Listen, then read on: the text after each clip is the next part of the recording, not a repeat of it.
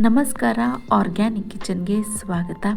ಇವತ್ತು ನಾನು ಮಾಡ್ತಾ ಇರುವಂಥ ರೆಸಿಪಿ ಫ್ರೆಶ್ ಆದ ನುಗ್ಗೆ ಸೊಪ್ಪನ್ನು ಬಳಸಿ ನುಗ್ಗೆ ಸೊಪ್ಪಿನ ಚಟ್ನಿ ಮಾಡ್ಕೊಳ್ತಾ ಇದ್ದೀನಿ. ಈ ನುಗ್ಗೆ ಸೊಪ್ಪು ನಮ್ಮ ಆರೋಗ್ಯಕ್ಕೆ ತುಂಬಾ ಒಳ್ಳೆಯದು. ಈ ನುಗ್ಗೆ ಸೊಪ್ಪಿನಲ್ಲಿ ಹೆಚ್ಚಿನ ಪ್ರೋಟೀನ್ ಹಾಗೆಯೇ ವಿಟಮಿನ್ಸ್ ಆದ ಎ, ಸಿ, ಇ, ಕೆ ಹಾಗೆಯೇ ಮಿನರಲ್ಸ್ ಆಗಿರುವಂತಹ ಕ್ಯಾಲ್ಶಿಯಂ, ಐರನ್, ಪೊಟ್ಯಾಷಿಯಂ ಹಾಗೆಯೇ ಮೆಗ್ನೀಷಿಯಂ ಹೆಚ್ಚಾಗಿರೋದ್ರಿಂದ ಈ ಸೊಪ್ಪು ನಮ್ಮ ಆರೋಗ್ಯಕ್ಕೆ ಹೆಚ್ಚಿನ ಉಪಯೋಗಕಾರಿಯಾಗಿದೆ.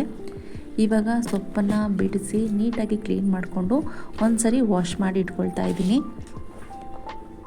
ಏನು ಧೂಳಿಲ್ಲ ಅಂತ ಹೇಳಿದ್ರೆ ಒಂದ್ಸರಿ ಒರೆಸಿನೂ ಸಹ ಮಾಡ್ಕೊಳ್ಬಹುದು ಫ್ರೆಶ್ ಆಗಿರೋದ್ರಿಂದ. ಇವಾಗೆಲ್ಲ ನೀಟಾಗಿ ವಾಶ್ ಮಾಡಿ ಇಟ್ಕೊಂಡಿದ್ದಾಗಿದೆ. ಇವಾಗ ಚಟ್ನಿಗೆ ಬೇಕಾಗಿರುವಂಥದ್ದನ್ನೆಲ್ಲ ಒಂದ್ಸರಿ ಒಗ್ಗರಣೆ ಮಾಡ್ಕೊಳ್ಬೇಕು. ಮೊದಲು 1-2 ಸ್ಪೂನ್ ಆಗುವಷ್ಟು ಎಣ್ಣೆಗೆ ನಾನಿಲ್ಲಿ 1 ಸ್ಪೂನ್ ಆಗುವಷ್ಟು ಉದ್ದಿನಬೇಳೆ, 1 ಸ್ಪೂನ್ ಆಗುವಷ್ಟು ಕಡಲೆಬೇಳೆ ಹಾಗೆಯೇ 1 ಸ್ಪೂನ್ ಆಗುವಷ್ಟು ಜೀರಿಗೆ ಹಾಕ್ಕೊಳ್ತಾ ಇದ್ದೀನಿ. ನಾನು ಈ ನುಗ್ಗೆ ಸೊಪ್ಪಿನಲ್ಲಿ ಆಲ್ರೆಡಿ ಚಟ್ನಿ ಪುಡಿನೂ ಸಹ ಮಾಡೋದನ್ನು ಹೇಗೆ ಅಂಥೇಳಿ ತೋರಿಸಿದ್ದೀನಿ. ಆ ವಿಡಿಯೋನೂ ಸಹ ಈ ವಿಡಿಯೋ ಕೊನೆಯಲ್ಲಿ ಲಿಂಕ್ ಶೇರ್ ಮಾಡಿರ್ತೀನಿ, ಒಂದ್ಸರಿ ಚೆಕ್ ಮಾಡ್ಕೊಳ್ಳಿ. ಅರ್ಜೆಂಟಿಗೆ ಏನು ಅಡುಗೆ ಮಾಡಲಿಕ್ಕಾಗಲಿಲ್ಲ ಅನ್ನೋ ಟೈಮ್ನಲ್ಲಿ ಈ ರೀತಿ ಚಟ್ನಿ ಪುಡಿಗಳು ನಮಗೆ ತುಂಬಾ ಹೆಲ್ಪ್ ಆಗುತ್ತೆ.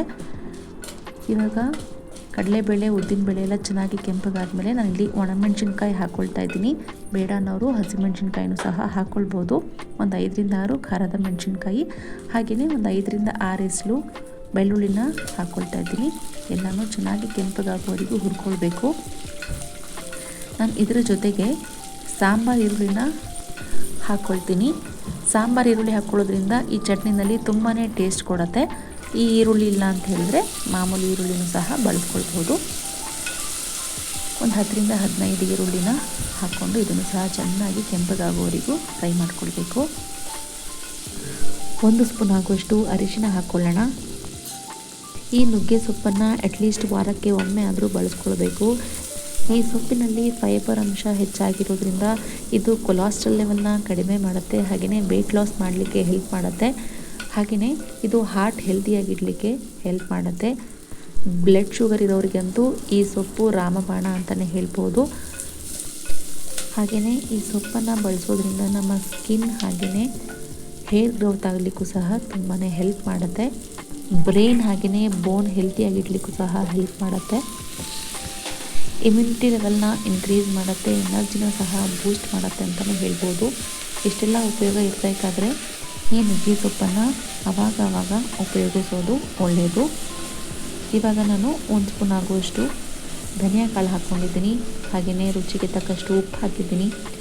ವಾಶ್ ಮಾಡಿಟ್ಟಿರುವಂತಹ ನುಗ್ಗೆ ಸೊಪ್ಪನ್ನು ಸಹ ಹಾಕಿ ಚೆನ್ನಾಗಿ ಫ್ರೈ ಮಾಡ್ಕೊಳ್ಬೇಕು. ಈ ಸೊಪ್ಪು ಚೆನ್ನಾಗಿ ಕಪ್ಪಗಾಗುತ್ತೆ, ಆವಾಗವರೆಗೂ ಫ್ರೈ ಮಾಡ್ಕೊಳ್ತಾ ಬರಬೇಕು.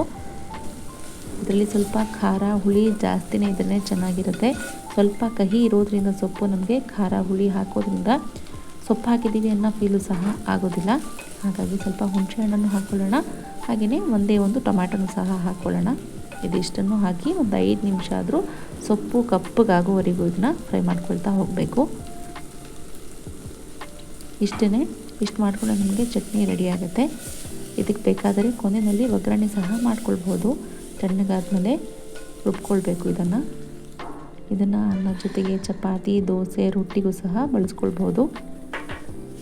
ಇವಾಗ ಸೊಪ್ಪೆಲ್ಲ ಚೆನ್ನಾಗಿ ಫ್ರೈ ಆಗಿದೆ ಅಂದಾದಮೇಲೆ ಕೊನೆಯಲ್ಲಿ ಕೊತ್ತಂಬರಿ ಸೊಪ್ಪು ಹಾಕ್ಕೊಂಡು ಫ್ಲೇಮ್ನ ಆಫ್ ಮಾಡಿ ಇದನ್ನು ತಣ್ಣಗಾಗ್ಲಿಕ್ಕೆ ಬಿಡಬೇಕು.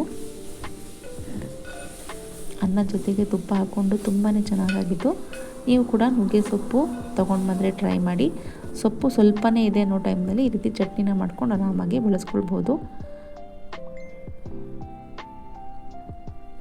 ತಣ್ಣಗಾದ್ಮೇಲೆ ಮಿಕ್ಸಿ ಜಾರ್ನಲ್ಲಿ ಹಾಕಿ ಸ್ವಲ್ಪ ನೀರು ಹಾಕಿ ಸ್ವಲ್ಪ ತರತರಿಯಾಗಿ ರುಬ್ಕೊಂಡ್ರೆ ಚೆನ್ನಾಗಿರುತ್ತೆ.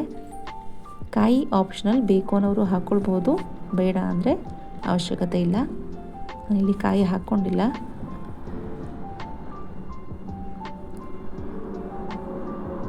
ಇವಾಗ ಚಟ್ನಿ ರೆಡಿಯಾಗಿದೆ. ನಾನು ಅನ್ನದ ಜೊತೆಗೆ ಸರ್ವ್ ಮಾಡ್ಕೊಂಡಿದ್ದೆ. ಇವತ್ತು ತುಂಬಾ ಚೆನ್ನಾಗಾಗಿತ್ತು, ತುಂಬಾ ಟೇಸ್ಟಿಯಾಗೂ ಸಹ ಅನ್ನಿಸ್ತು.